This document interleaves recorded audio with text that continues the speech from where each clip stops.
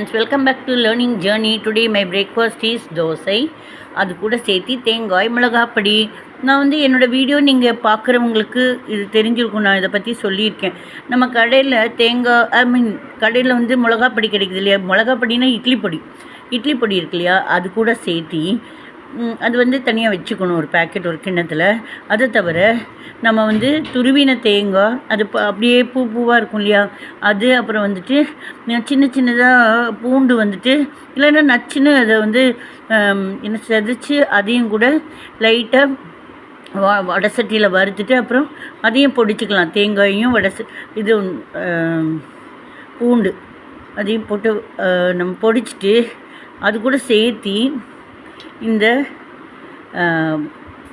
கடையில் வாங்கின பேக்கெட் இட்லி பொடியை போட்டு நம்ம இது பண்ணிக்கலாம், கலந்துக்கலாம்.